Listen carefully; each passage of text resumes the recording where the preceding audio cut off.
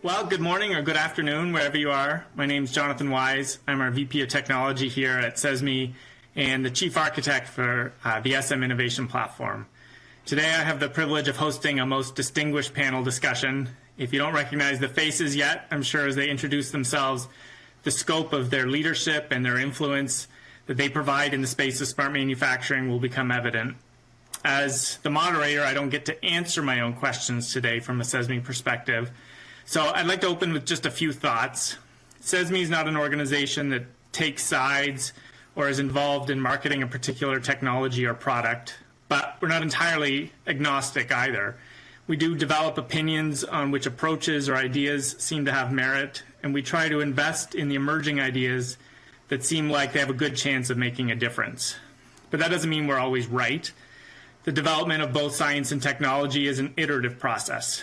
We posit a theory, we develop an experiment to test that theory, we gather data, we refine, and we repeat. And whether we're right or wrong, what CESMII is trying to do is accelerate. We want to accelerate the evolution and adoption of SM technology in a way that lifts the burden of this experimentation and iteration off individual manufacturers. In order to do that, we need to be able to share the lessons learned to make sure that we're not each individually repeating mistakes or subjecting each manufacturer to the same kind of painful points in their evolution. The participants here today are people who have been a part of that iterative process, developing smart manufacturing technology for decades. Consider them like guides on your journey. They can help you avoid pitfalls, and they can help you make your way forward faster. There's a lot of noise out there, a lot of marketing, a lot of folks claiming to know the only right way to Industry 4.0. The reality is everyone's starting from a different place, with different systems, with a different technology foundation that they've got to work from. In our conversation today, our hope is that you hear guidance from these guides, that you're encouraged to start your journey, and that you can avoid some of the common pitfalls along the way. So I'm going to ask each of the panel participants to introduce themselves personally, but also the foundation or organization that they represent and kind of the lens that provides for them on this smart manufacturing problem. Arlen, you're first on my screen, so I'll ask you to go first. Okay. Hello, everybody. My name's Arlen Nipper, and I am the president and CTO of Cirruslink Solutions. I've been doing industrial solutions, mainly industrial communications, for 43 years now. About halfway through that career, I was very fortunate to be able to, on a project for Phillips 66, work with Andy Stanford Clark, and I'm one of the co-inventors of MQTT. That was in 1998. As I look back and look to where MQTT has evolved to today, it's been incredible.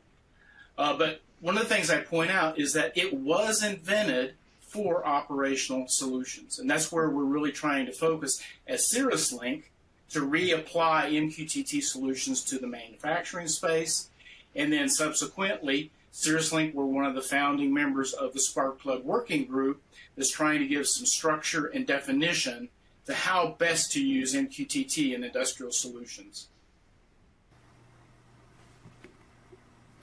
Erich? Hi, my name is Erich Barnstedt. I'm the Chief Architect for Standards and Consortia in the Azure IoT team. Been in the manufacturing and automotive space throughout my career, and I represent Microsoft in various different organizations, including CESMII, the Platform Industrie the Opc Foundation, and a few other smaller organizations. So in my role, I'm really helping product teams implement open standards in Microsoft products. I'm contributing to open standards, and I'm a big believer in openness and open source technology. Thanks. Andreas? Yeah, hello, everybody. My name is Andreas Faath. I'm with the VDMA, the VDMA Mechanical Engineering Industry Association, where we got more than 3,300 member companies, and we are trying to develop together with our partners and companies the global production language based on Opc Ua. And I have the great luck that I am leading these activities, and we decided to do Opc Ua and the companion specifications because the Opc Ua technology directly has the power to fulfill our requirements from the mechanical engineering industry. Stefan? Yeah, first of all, thanks for having me here on this call. My name is Stefan Hoppe. I'm the president of the Opc Foundation. I guess I am that a little bit because I was a person who I didn't develop and designed Opc Ua as a standard, but I was offering the world's first product. At that time, in my role being a product manager at Beckhoff, where I started 26 years ago. Since that, as an electrical engineer, I was always dealing with automation, machines, field bus, controllers, but also connecting them vertical to IT and databases. The OPC Foundation is, I think, the world gravity center for industrial interoperability. This is our mission. We have over 840 member companies across all the world, from the OT world, but also the IT companies. So Microsoft being here part is one of the members, but I also like to member Google Cloud or AWS, SAP and other big brands. So together we try to really provide industrial interoperability, really scaling from the field up to the cloud and back. That's our mission, and this is why I truly believe and strongly believe on collaboration. And by the way, Arlen, it's a pleasure for me to meet you here in person, because obviously we are also using relevant standards like MQTT, which is part of our Opc Ua development, and it's integrated, but I guess we talk about that later. All right, and Russ. Hi, I'm Russ Waddell. I'm the Managing Director for the MTConnect Institute, which is the standards development organization for the MTConnect spec. That's primarily a semantic information model for discrete manufacturing equipment. Thanks. So there's some overlap between each of your organizations as far as kind of technology choice or emphasis. There's points where you work together, but there's also different reasons each of you is evolved. OPC Classic has been and continues to be incredibly important as kind of our legacy common protocol for manufacturing. MQTT was created as a very lightweight pub-sub protocol, and MTConnect, that Russ represents, originally specified both a protocol and that semantic information model. Russ, let's start with you. I'd like to ask you to describe the difference between those two ideas, a protocol and a semantic information model. So at its most simple, the protocol is how you pass data from place to place or system to system, whereas the model is what's actually in that data being passed. So we're concerned with what are the different parts of a piece of factory equipment, how do they relate to each other, how do they stack up contextually, and how would you be able to pick that apart if you just had that information someplace far away from the factory floor. How would an analyst or another user or even an automated system be able to understand this is a machine, it's different from that machine, it has these pieces? That's the information model piece. The protocol is how do you carry that safely and securely from place to place to place, from user to user. So you started with both. Relatively recently, at least in manufacturing terms, MTConnect has been published as an OPC Ua companion specification. What does that mean, and what does that mean for the future of MTConnect? So the idea historically is we want to be focused on what we know and what we're good at. So MTConnect is organized by getting volunteers from industry, whether they're building equipment or using that equipment or integrating that equipment and building software solutions. Those are sort of the stakeholders in the MTConnect universe. And what they carry is industry-specific knowledge about how words ought to be defined and what we ought to call different things. What they don't necessarily carry with them is what the best way to pass data from place to place is. So OPC Ua offered sort of a framework for how you would do that and carry definitions that require industry volunteers in the MTConnect space and take that information and handle it professionally, appropriately, and up to the requirements of industrial users without us having to basically invent a protocol. Now, in 2008, there was not universal acceptance of any one protocol or another, so MTConnect has a protocol built in. But conceptually, we're protocol agnostic, and future-looking, we're interested in supporting passing information over whatever model the user is looking for and whatever an integrator might be looking for as far as how they want to carry information. Okay. So, Stefan, if MTConnect can be implemented over Opc Ua through this companion specification that they've published, what is Opc Ua? Is it providing a protocol? Is it an information modeling language? Is it both? Yes, it's both, but maybe it's even much more because there are other technology bricks which you need. But first of all, to answer your questions, definitely yes, Opc Ua is. It's not a protocol; it's a framework. Think about the Lego bricks, and each brick is a technology building block for discovery, initial connection, online offline configuration of machines, information modeling, as we listened before and heard before, but also for transport on different multiple protocols, not only one protocol. I mentioned MQTT already, but we are also providing, obviously, over TCP, UDP, and other topics. Maybe we talk about that later. Security is mentioned. Security is never, ever ending. We always find better security, more stable, more secure security. This has to be integrated. So overall, it provides the best-in-class data modeling. We believe protocols become less important in the future, but information is more important. But not to forget, we have a lot of services on top of the protocol, which other protocols don't have, for heartbeat, audit functionalities, and so on and so on. And again, I can't tell all of us security, security, security, because without security, information and protocols have no value. Yeah, so follow up on that. We've got all these building blocks. Security is an important one. There is a mechanism for transmitting data, but this other important one that we're talking about is the information model, which is what the MTConnect team kind of implemented as a companion specification. So if they're each building blocks, how can Opc Ua use a different building block for transmitting data like MQTT? How does that work? Yeah, first again, because we have two partners here. One is MTConnect, the other one is VDMA, and I guess both will talk more in detail about that.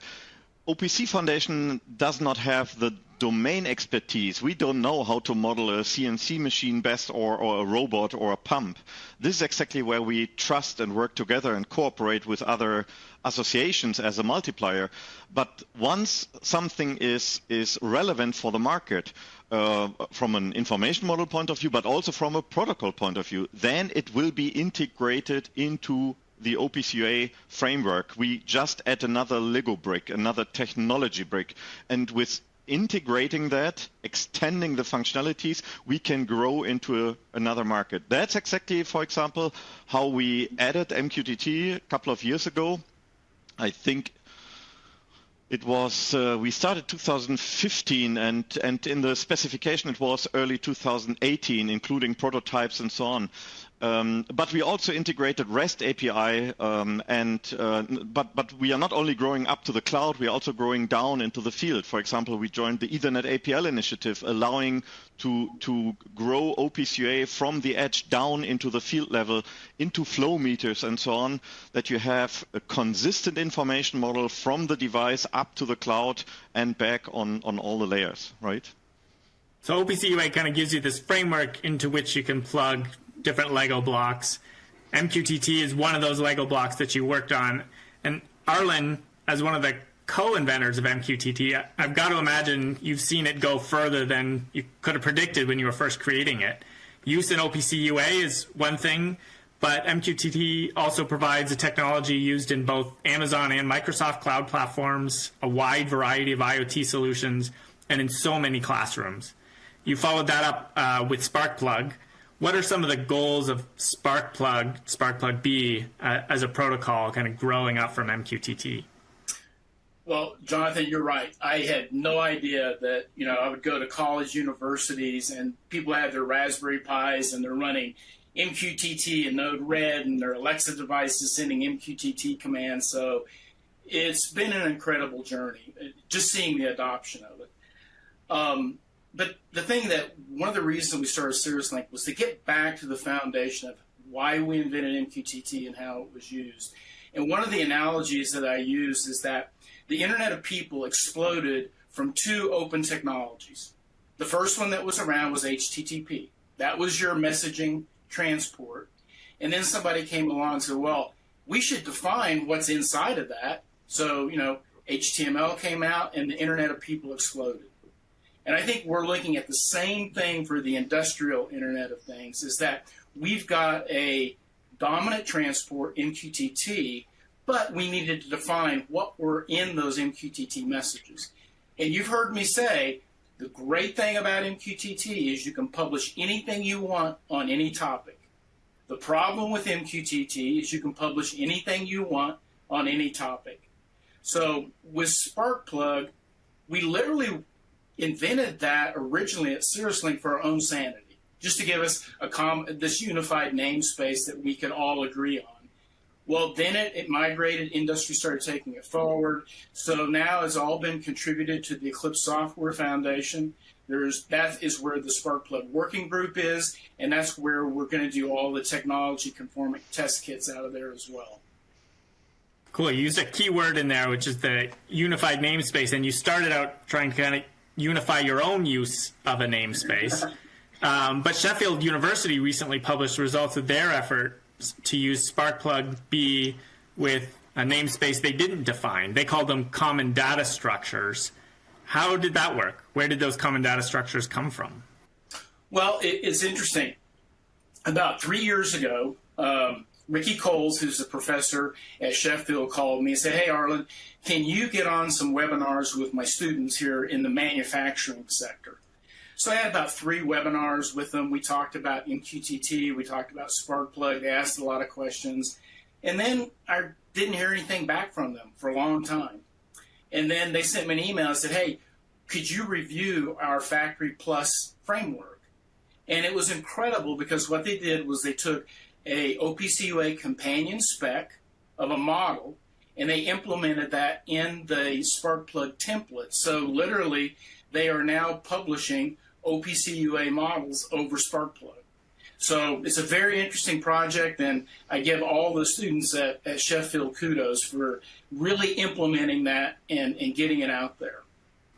Yeah, absolutely. Kudos to them.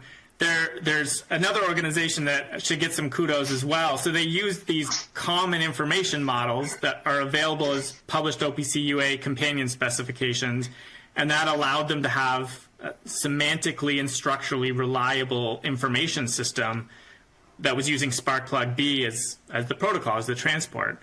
So that's pretty interesting, but what's even more interesting is where those companion specifications or common information models came from. Andreas, could you tell us a bit more about how VDMA working teams build these information models? Yeah, of course. This was in my introduction, the global production language. This is where we have really a lot of groups and a lot of companies coming together and developing that. And the important thing is that everybody can build an Opc Ua information model. The important thing is really that this group has to be out of the industry, out of the customers. So the mass of the industry have to be into the group and makes it really an information model, a specification that will be adopted in the market. So really important for us is that we are working this as a VDMA, as a leading institution for that, and we have more than 30 working groups, and we got more than 600 companies involved. And as I said, it's all the stakeholders, from the machine builders to the cloud vendor to the manufacturer to everybody who can be somehow using an Opc Ua companion specification. And we are doing that together with the Opc Foundation to even more guarantee a global cooperation and adoption of the specifications. And this is all based on Opc Ua in IEC standard, which fulfills the requirements of the mechanical engineering. And this also builds trust in the technology. And for example, we have a group from the machine vision. They did a specification. And this joint working group with Opc Foundation was also driven by the so-called G3 Association, and this is 5 global standardization initiatives for the machine vision. And there was the AIA from US, there was the JIA from Japan, we had the MVer from Spain, we had the VDMA from Germany, and we had the MVU from China. And 60 companies were involved, and more than 100 participants really sit together and discussed about what are the most important information that have to be standardized in an Opc Ua companion specification to be part of this global production language. So if I'm one of those stakeholders and I want to participate, or maybe I don't have time to be a part of a working group, but I want to review the output, how can I get involved? So at first, I would say everybody can be involved because we have really the goal to involve the important stakeholders and also the industry worldwide. And for example, the global mining industry is doing this together with Canada, with Russia, with Australia, and the VDMA and also Opc Foundation. We have processes that allows everybody around the world to be on the one hand part of the group, but even more maybe important that you are not part of a group. You can do a review, because we are doing always a release candidate, and this release candidate is published to everybody. Everybody can read it. Everybody can give out their comments, their ideas. Maybe they can also tell us what they don't like or what they are missing. And this is really where we're trying to get the whole world, everybody involved, and everybody who is interested in the topic can somehow give us the needs and the ideas and the wishes. And maybe one thing which is really important, that we as a VDMA, we are not owning the specification groups, or we are not owning the companion specifications. We really believe that the global production language is something which has to be totally open through the public and open source. And this is why we are only hosting the specification working groups together with Opc Foundation.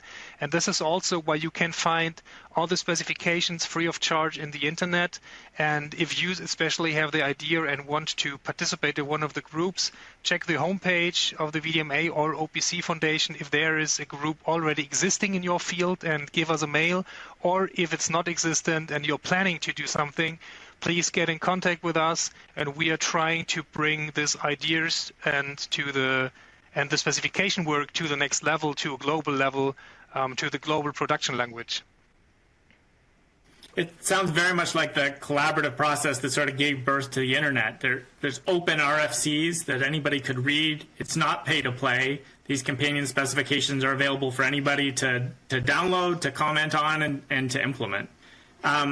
Erich, I think that tees you up nicely. As someone who wears different hats, you work for Microsoft on the internet, on the cloud platform, but you also participate in both the Opc Foundation and the Industrie 4.0 effort in Europe. As you look across all of these groups that you're involved in, is it important to have common structure and a common semantic, a common language for manufacturing data? And if it is, why is that important? What does it allow?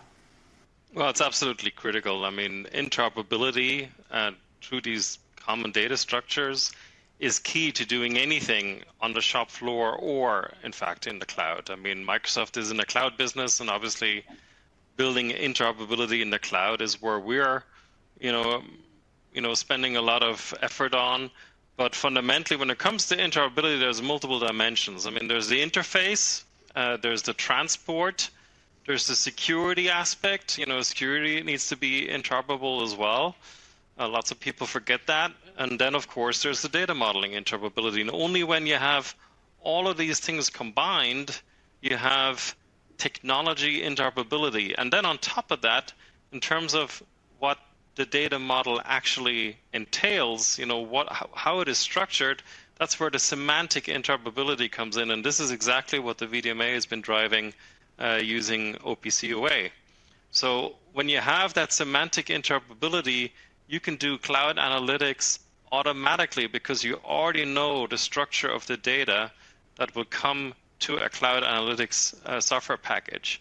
So you can build that cloud analytics software package before you start connecting the first machine on the shop floor. So you're decoupling those two processes, you're gaining speed, you're gaining scale, and you can really focus on getting your analytics up and running quickly, because that's where the value add is. I mean, a lot of people spend a lot of time just with connectivity problems and resolving connectivity issues and translating data from one format to another.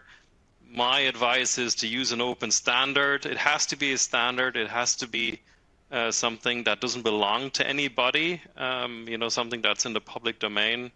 And then, you don't get locked into these, proprietary ecosystems, because, at least Microsoft customers tell us loud and clear that they don't want to be locked into proprietary ecosystems, but they want Microsoft to support open international standards.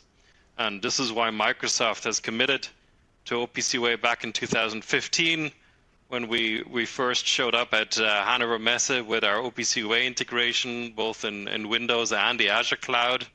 And more recently, we were also joined by Amazon and Google in the Opc Foundation in various different working groups to do with cloud technology, like, for example, Opc Ua PubSub, which is also leveraging MQTT and defines a data model and automatic mapping from an Opc Ua information model to a cloud format that all the cloud databases can readily understand. So you don't have to translate the data again in the cloud, which costs time and money. So in this whole big space and that framework on which we have to build, and I agree with kind of the assertion that the analytics are where the value is, not on the connectivity. Does it matter if I settle on a common protocol and replace all the infrastructure so that I'm speaking the same wire protocol in my equipment, or is the focus of the problem really elsewhere? So really, I mean, like some of the other folks on this call have already highlighted, the transport at the end of the day is less relevant, right? I mean, transport gets your data from A to B. Transport protocols come and go. Usually, quite frankly, you have to deal with whatever transport the underlying system support, right? Usually you can't pick, right? But again, these systems tend to evolve and new transports become available, maybe something more efficient, and you just replace the transport and you focus on the data modeling. That's where the money is. That's where you're spending all your energy. And it's important that the data model stays interoperable so that your data format doesn't change. I mean, you're sending gigabytes of data into these databases and cloud systems. You want the data to be portable. You want the data to be something that you can keep for many, many years. So, to give you an analogy, right? If I come to visit you, you don't care if I use my bike or a car or, public transport, as long as I get there, right? And, it's quite similar with the protocol.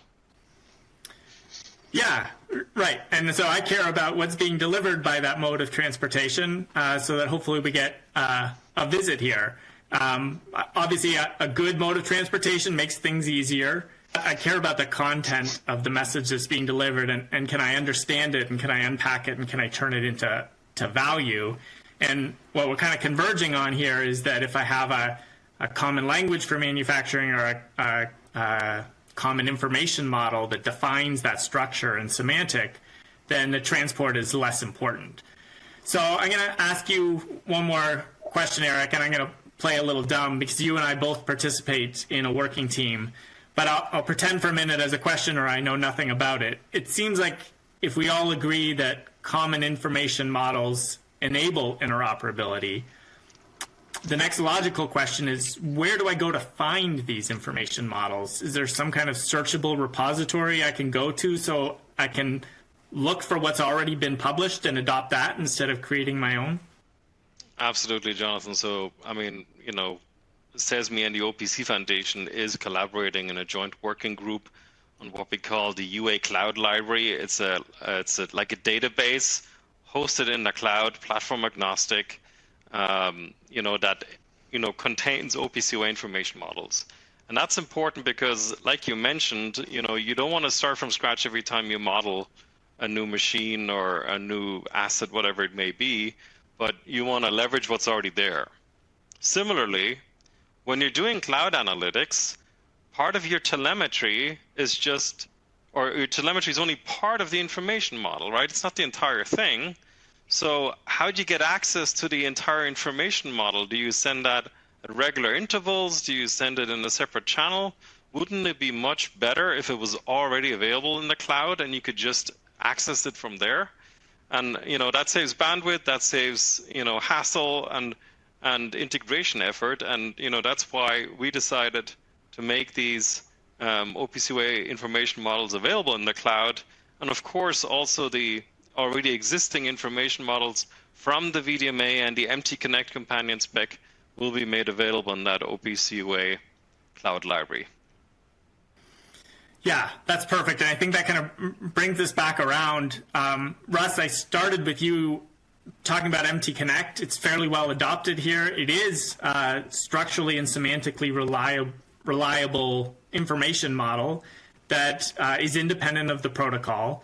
But we have to acknowledge that there's some overlap and some semantic differences with kind of related efforts in some of the VDMA companion specifications. And that's kind of a result of parallel evolution, multiple groups trying to solve the same problems and arriving at similar solutions with maybe some terminology differences or data member differences that have to be harmonized. So how do we solve this problem? If we agree that common information models are going to give us this common language, if we agree that the protocol is less important than this common language, how do we move towards harmonization? How do members of the different groups or people with kind of different technology legacy, how do we draw closer together? And I'll put both Russ and Andreas on the spot here. Well, from my perspective, it's mostly tools. So on the protocol side of things, you can describe a protocol very clearly and cleanly, but if there's not tools that you can deploy that with and can't be tested against, it's kind of pointless to have the spec. So the same thing hasn't quite happened yet on semantic data model side of things. So once you get into the industry specific definitions, there's no equivalent of I plug these two things together and I'm getting gobbledygook data coming from one side to the other. So we have to get to where the expression of an information model is consumable by a computer, not just a person. And once we have a machine-readable format for a semantic information model, then you build testing tools on top of that, validators, compliance testing, all that kind of stuff comes after. And we're getting really, really close to that. We're not quite there yet, but once that stuff starts to roll out across, say, multiple data models inside the companion specification ecosystem for OPC, that will cause a lot of consolidation as the customer is able to kind of move toward what's working, and it will drive consolidation in kind of the collaboration side of things and the meeting side of things that Andreas talked about extensively. So you got to have the low-level tools, the high-level collaboration and meetings and communication and all that stuff. There's both a business problem and a technical problem, and each one progressing kind of together is where you get to the solution. Andreas, I don't know if you agree with that entirely. So for us, really, MTConnect and the VDMA specifications, well, we have the same goal. It's like a common language for the machinery. And maybe the difference is that we as VDMA are directly fully endorsing the Opc Ua technology, and we directly go on Opc Ua. So we have also the test cases for verification in Opc Ua, and MTConnect, well, let's say it's using its own software framework and then goes via MTConnect over Opc Ua to Opc Ua. So for us, it's really important, and we are doing that. And this collaboration with MTConnect is also getting more important and always better from time to time, so that we have our VDMA working groups, for example, for machine tools, together with the MTConnect groups, so that we have a regular exchange between the different information that are in the specifications. But I really believe that we are really on a great journey here, and we are working really closely together on that. A good example with the library that Erich was talking about is, I haven't met Erich other than this panel. I haven't worked directly with Microsoft except for this panel. I didn't send Erich an information model. I didn't talk to Erich about an information model. The library exists because customers need it. The MTConnect model in OPC exists because that's what both we in MTConnect and the Opc Foundation see as valuable to the customer. And the whole thing kind of happens because the pieces of the system are more mature than they were in 2008 when we wrote MTConnect.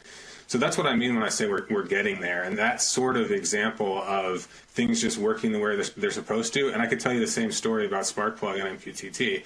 And having that stuff just kind of work automatically is good for the customer and basically required for the vendor, or else they're going to get really beat up in the marketplace.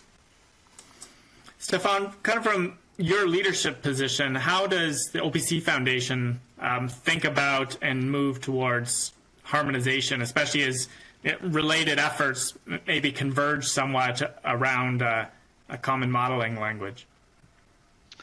Well, first of all, also was what Russ mentioned, you have to certify it at the end as a combination. This is what I just want to add. This is exactly what we are doing for some time already. For example, MDIS and another partner where we did Semantic for the oil and gas industry. They have a standard based on Opc Ua, and certification is mandatory. So companies checking their undersea drilling robots and whatever other devices and services, because on-site, on-premise failure issues is not allowed. It's too expensive, right? So the Opc Foundation is, I think this is key for the future. Harmonization between information models, because honestly all of these groups have the smartest engineers, the smartest people, and all of them think about we can do the best MES interface, the best power management interface, and so on. And bringing them together on a table and say, hey, we want to achieve something for all of our best. There's no winner, there's no loser. We just have to win here together, cooperate, and bring topics together and harmonize on the information level. I think this is also what the VDMA is spending dramatically high efforts, but also the Opc Foundation is doing that on Opc Foundation level to harmonize information models. It's absolutely key for the future. Thanks. So we sort of agree the information model is important. We've also kind of allowed that if we have better protocols that maybe have the information model embedded in them, it might be a little bit easier than trying to adapt kind of older, semantically unreliable protocols into a more modern world. But the reality is we're going to have all of these protocols, both the new great ones and the older primitive ones, for a long time. This question is to both Arlen and Stefan, realizing you might have different perspectives. How would you guide manufacturers that probably are looking to retrofit brownfield systems so they can take advantage of some smart manufacturing, or in other cases maybe looking to buy new machines? What should they be looking for in kind of the green fields to make sure that they're well positioned kind of to move forward into Industry 4.0? And then how do we being the folks trying to create information value out of these data sources, how do we manage a multi-protocol universe? How do we do a better job of pushing the information structure definition closer to the source? Stefan, since your mic is hot, you go first. Yeah, I mean, multiple questions. I try to remember all the questions and keep it short. So first of all, our discussion also has shown here that there's not one protocol which will win. And not one protocol is scaling. Fieldbus is not scaling to the cloud. MQTT is not scaling into field for multiple technical reasons. So that's why Opc Ua is not a protocol. We are in fact protocol independent. And so for brownfield scenarios, definitely there is a strategy. We made multiple.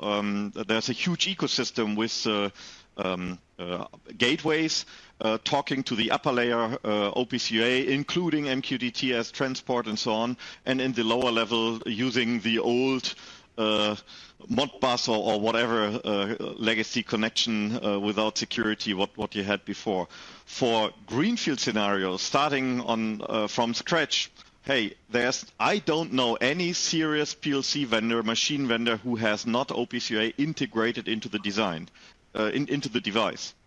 Because then you have end-to-end security till the endpoint, then you have information modeling from the source directly out of the box, and that's exactly critically important. So this is what you definitely have to take care on. And if you want to play around, why not go to GitHub, everything what the Opc Foundation is delivering on open source, play around with Opc Ua on a small Raspberry Pi, just takes 15 or 30 minutes, and you can do a connection via Opc Ua, also MQTT to IT systems. So the information modeling, playing around, downloading companion specs, plus the protocol independent transport is there. You can play around with that easily. Arlen, it's kind of the same question to you. Adapting the brownfield, adopting the greenfield, what's your guidance? What's the right way forward? Well, like I said, I've been doing this for 42 years, and for 42 years, that's what we've been trying to do. I think I got out of college in 1978. Modbus came out in 1978.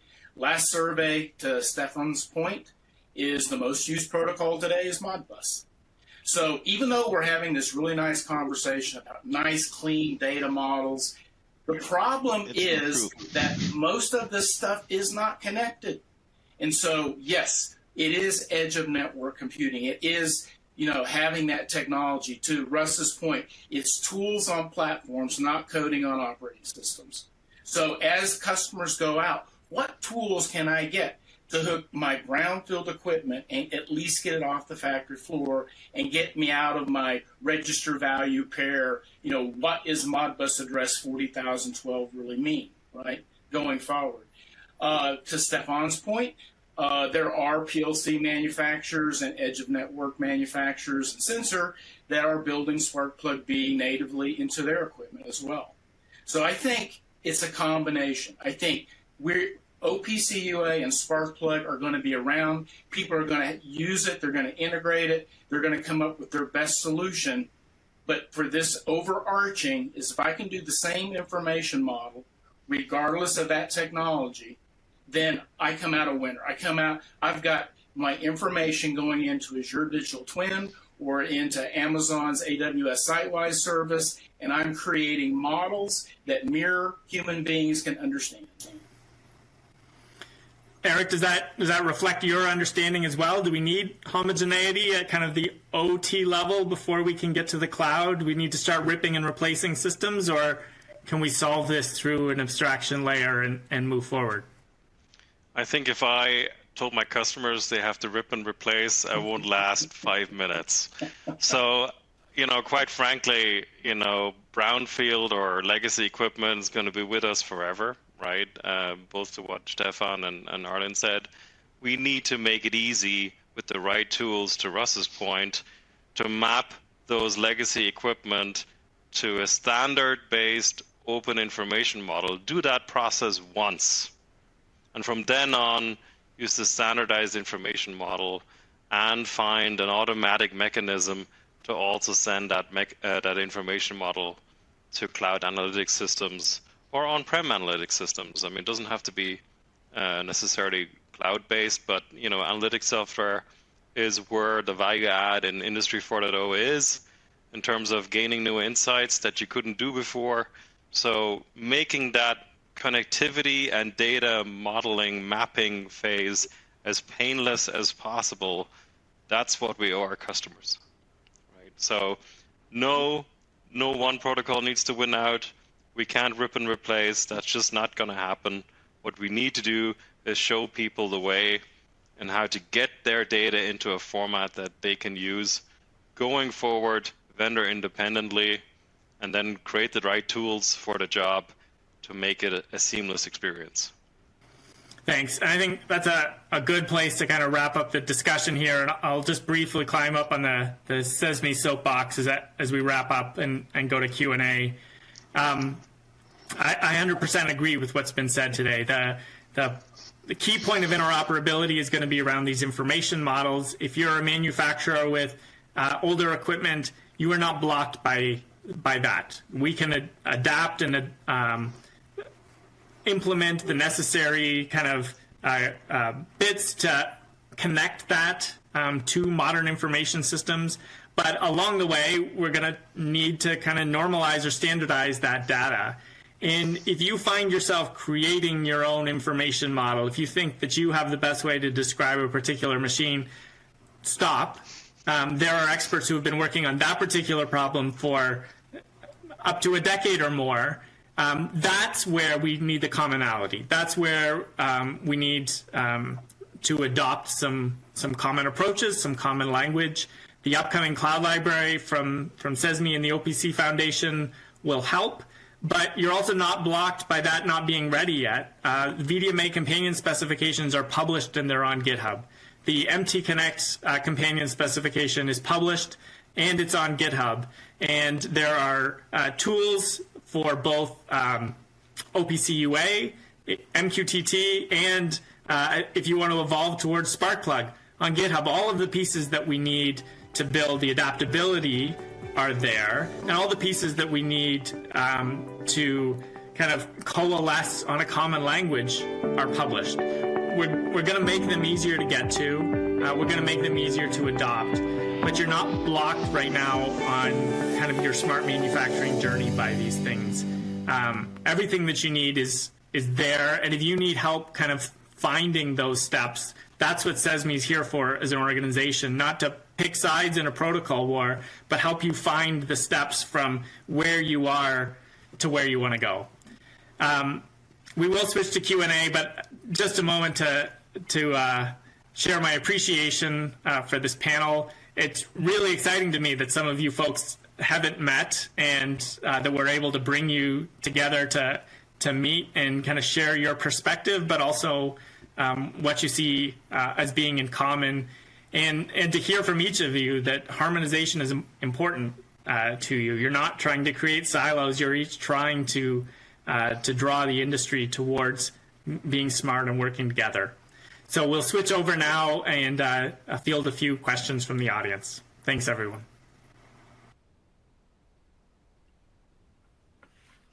All right.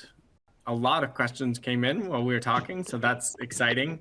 I'm going to give Stefan the first question, and it came in from a couple different folks in a couple different ways, so I'll try to combine them. But as we're talking about helping people connect their brownfields or their existing equipment to more modern protocols so they could support an information model, there's a lot of questions from practitioners or those who would like to be practitioners about what can they expect as far as legacy protocols or prevalent protocols. So Arlen kind of has his perspective that he's seen in the engagements he's been on.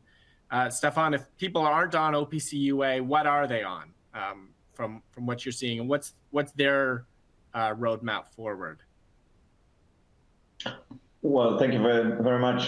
First of all, I have to disagree. Modbus is not the most common used protocol. That's old history. So I nearly know nobody using Modbus.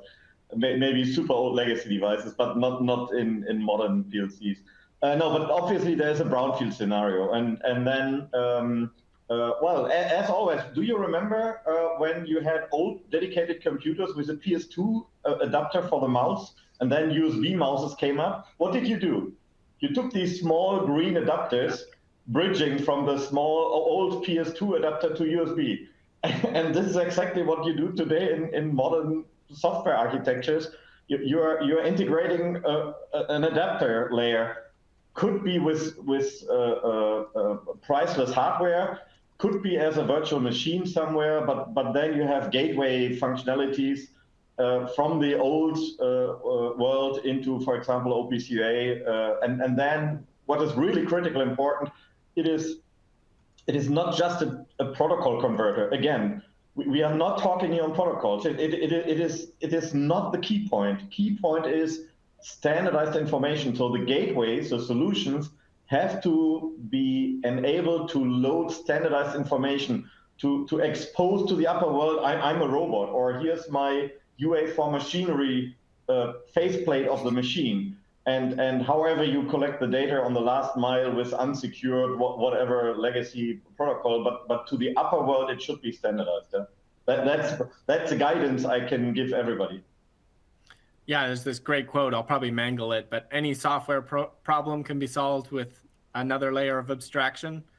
So some sort of abstraction layer that goes from whatever you're finding at the legacy level to something more modern is a good way forward. Honestly, it's just for brownfield devices which you can't replace, because you will never ever reach the highest quality of integration with a gateway, because the last mile, the old mile, the proprietary mile, is definitely not supporting service-oriented architecture, where you have a protocol layer which is providing standardized data within one PLC cycle to be exchanged, cycle consistence, data consistence within a cycle, right? And all these features are not integrated with old layers. You don't have security on the last mile. So you have to pay a price for that. But obviously, it's better than having nothing to be quickly connected. Yeah. But if you want to be in the modern world, Industry 4.0, digitalized, well, then you have to spend a little bit more effort and provide modern software architectures and layers into that. Sorry.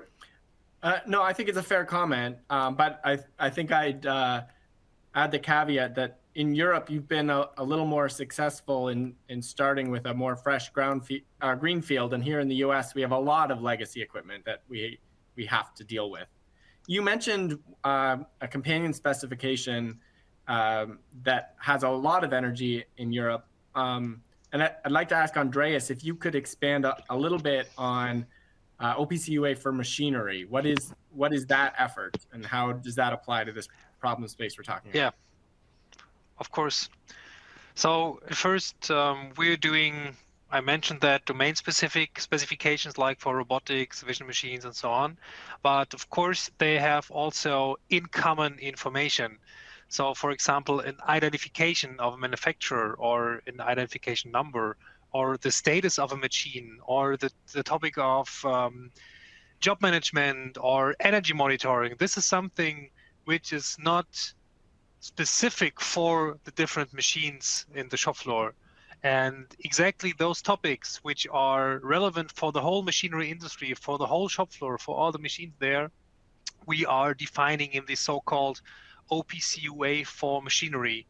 And in this Opc Ua for machinery, I mentioned that we already have the topic of status management, so we are releasing that right now. We already have the topic of identification. We are right now on the point of job management and energy monitoring, and we will bring there even more building blocks which are usable for all the machines. And this Opc Ua for machinery serves also as a basis for all the machine domain-specific specifications, like the machine tool specification is directly using the Opc Ua for machinery as a basis, and all companion specifications are doing this, and all upcoming specifications will also do that. So we have really a common layer for all the different machines. And this is, if you think from the perspective of the customer, a really great thing, because the customer don't have to care about the different machines and vendors and machine types.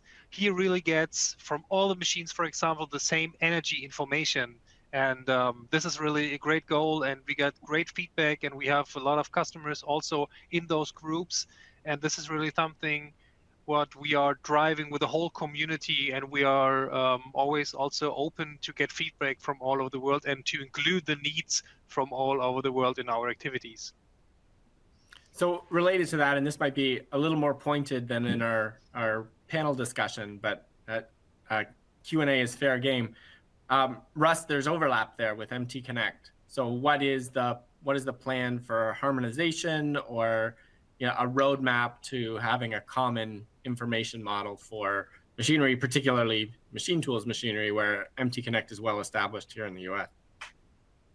So the answer to this is basically composable models, or portable models, or modular models. So basically, everybody, each country that has a large manufacturing economy and an interest in standards has a way that they want to do things, and they want to model it their own way, and they want to build it their way, and they want to claim national ownership over that model. That's true in China, that's true in Germany, it's true in the United States, and it's true in Japan. So I don't think that one unified model to rule them all is realistic. I think building models in such a way that they're easily parsable, easily interpretable, and easily understandable, and then portable from system to system is the way that that's going to go. So the way we're approaching that here in the States is formally modeling the MTConnect information model. We're using CESMII. CESMII or UML are kind of the two primary languages for doing that, but that gives you, a normalized, formal, official model as opposed to hundreds and hundreds of pages of text documents. So that model itself, is being expressed as XMI, which is a XML markup interchange modeling interchange format, and that's consumable by OPC tools. It's consumable by the NC-Link tooling that's in China. That allows you to start with the, whatever the MTConnect model is, and you can translate it back and forth because of the way that we're expressing the model, not because we've reached perfect unity across all definitions. I mean, I would love to say the world has solved this, and at ISO or IEC, we've all agreed that there's one word for asset. But you look at the ISO data dictionary and definitions for asset, there's hundreds of definitions for asset already at ISO. So I think convergence on one term is unlikely. Portability is the way that this will be solved in practical terms. But sorry, I mean, this is a panel discussion. I particularly like to disagree here because the standards are not driven by countries. I don't see that. Maybe because we at the Opc Foundation feel as a United Nations in the best meaning of automation, but this is not what we are working on. I mean, maybe it's Andreas, where Andreas from VDMA should reply on, I don't know, for example, the machine vision or whatever. Is it a German? Is it a European initiative? Andreas, can you report that? Yeah, well, I had that in the panel discussion. It's really not like we are doing that on country boundaries. This is something we're doing worldwide. We have companies from the States, we have companies from China, from Japan.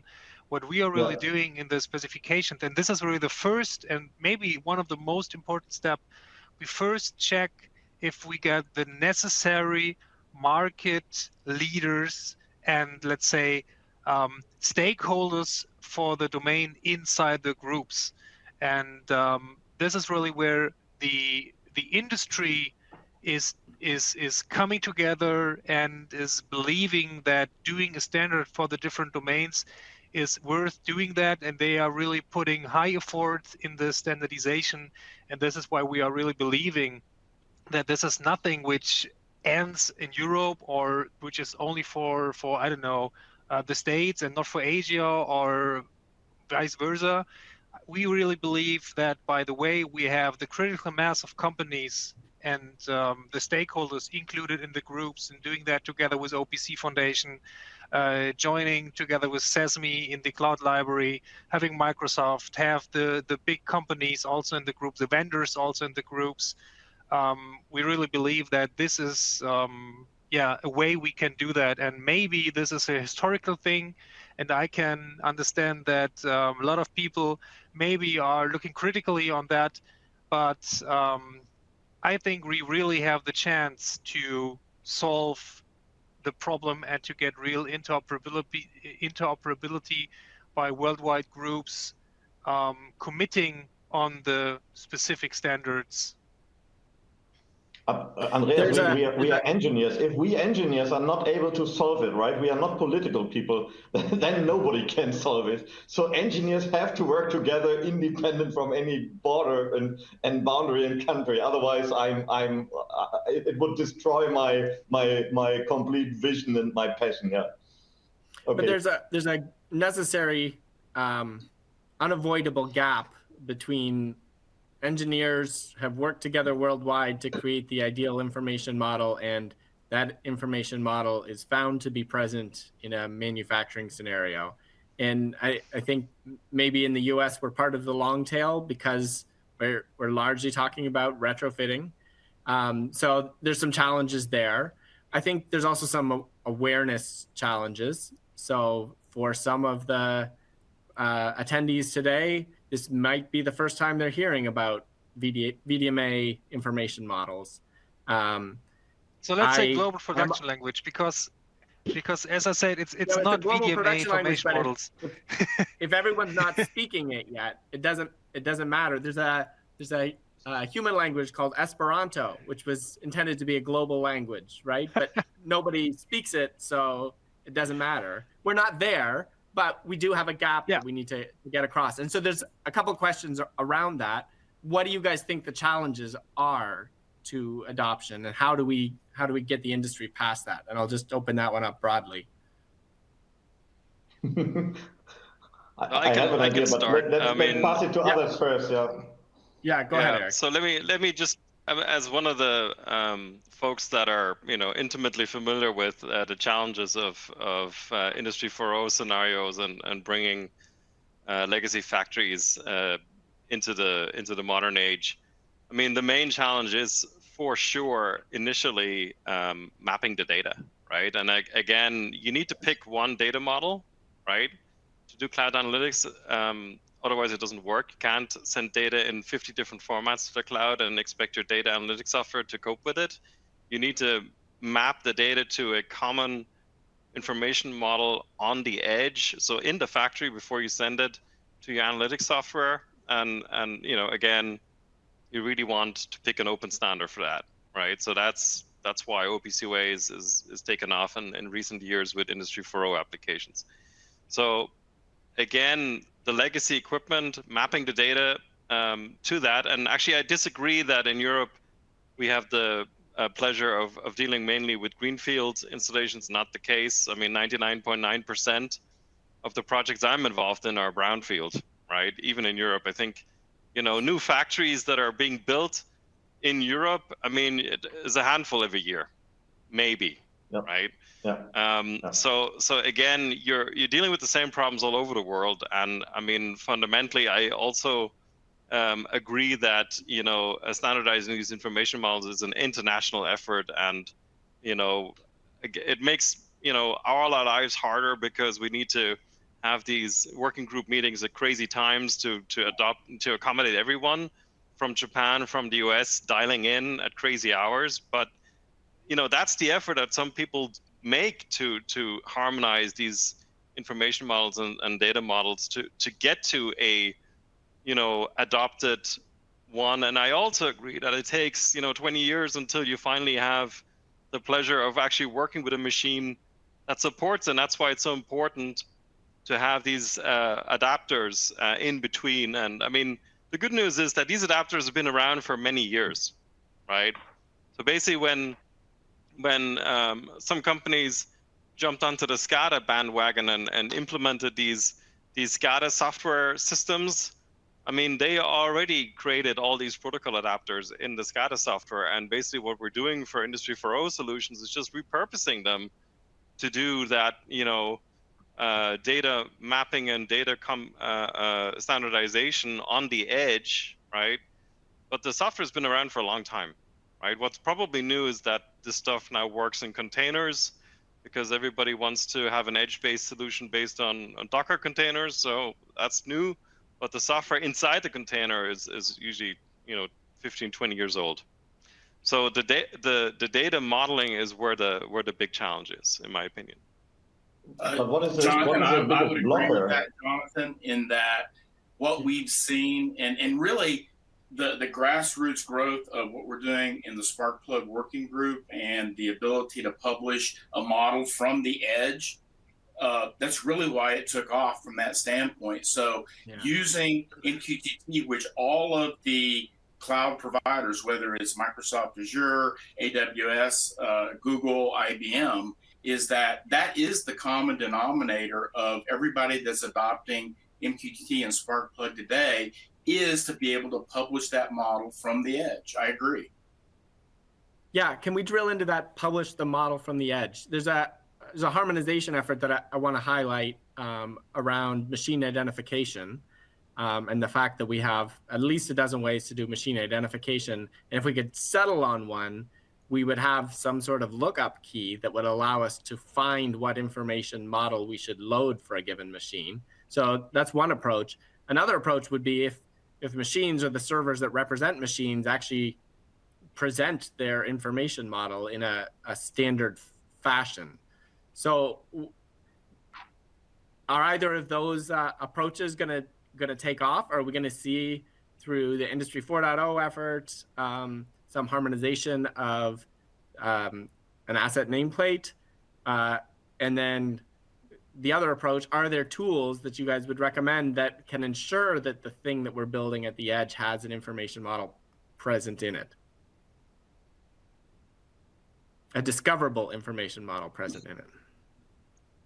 Well, I think what we're seeing now, to your point, Jonathan, and everybody's been talking about the brownfield approach, is that the Factory Plus spec from Sheffield University was a great example of taking, an existing Opc Ua specification of a robot model and modeling that at the edge in Sparkplug and then publishing that model out. Now, more and more machine manufacturers are building that capability in. And you're right, in a perfect world, I want to walk into a factory, plug into my infrastructure, subscribe to my factory, and in less than a minute, discover my entire factory.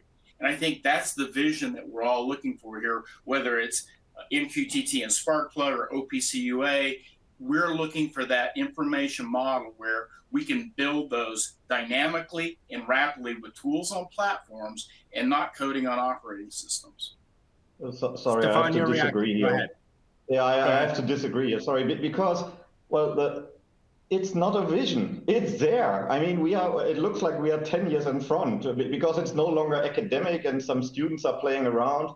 Go to Equinor. They have started 2014 and talked to Erich and his colleagues at that time and said, oh, wow, that's great. And I mean, partially, Arlen, I fully agree because I mentioned before, we love MQTT. Opc Ua over MQTT is on the roadmap of AWS, Google, SAP, Microsoft MindSphere, Microsoft Azure, anyway, sure, and IBM. So it is there, and you have industry projects where Equinor is pumping up to 1 million data points into Microsoft Azure. And to not only mention Microsoft here, Erich, sorry, your friends from Google Cloud are connected to Renault automotive company, and they published 300 billion messages, meanwhile, via Opc Ua to Google Cloud. So it's not a vision, it is there. You can just do it. Information models are there, technology is there, certification is there, it's an international IEC standard.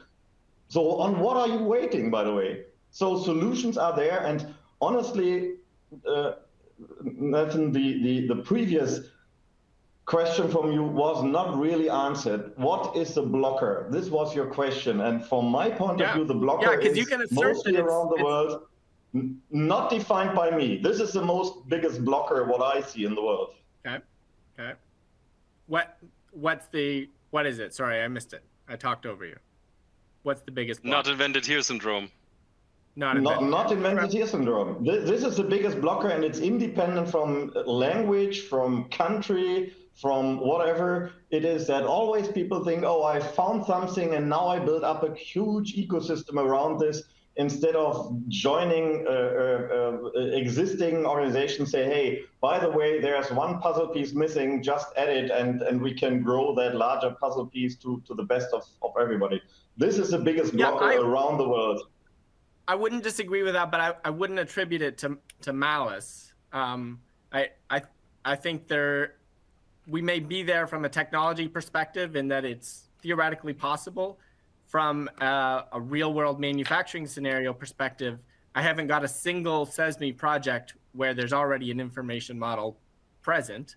Every one of them is building a mapping, including one that just bought brand new machines that could have had an MTConnect agent in them, but it would have cost extra. So it shipped with nothing, right? Like a brand new machine still doesn't have an information model server present in it.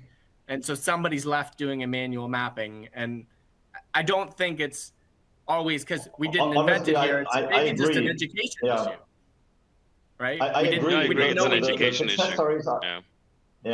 The success stories I listed are obviously European. Renault is European, Volkswagen is European, BMW and Equinor, they're all European, So that's a good point for me. I have to take care to more address international success stories. Good point for me and good feedback. Well, and I think we should, as we find these success stories, highlight them and use them as education tools to help people get past kind of the mental block or maybe the information block that's standing between them and this brighter vision we're trying to lead people towards. Well, I could rattle off a few US-based large US manufacturers, success stories, but I think it's not going to help anyone, right? So fundamentally, I agree with Stefan. There's a lot of not invented here syndrome, but not because they're, like you said, they don't like what's there already, but just lack of knowledge of what's available and what can be done with what's available, right? And again, I mean, as you know, I'm working really hard to at least connect the US with the German governments and bring standardization and harmonization to those two manufacturing sites, and a lot more of that needs to happen as well, right? So a lot more of the efforts that we're doing here needs to be internationalized, and looking at some of the most pressing issues around carbon reporting and carbon footprints of produced assets. There's a lot more work that needs to be done there as well, because now that everybody kind of agrees, well, we need to do something to help slow down climate change. The tools and processes aren't in place yet to do that on a global scale, and it's a global problem, right? So it needs a global answer. So I mean, again, we are in the position to help there, and I think we should. Man, we've got so many great questions coming in, but we're at time, so we're going to gather them. I'll share them with the panelists, and at some point we'll figure out some way to get those responses out. I want to thank everyone again for the participation, just in a really cool panel, a really good discussion today. Thanks everyone. I think we gotta wrap up. Thank you. Thank you. Thanks. Bye. Bye, everybody. Bye-bye. Thank you, Jonathan.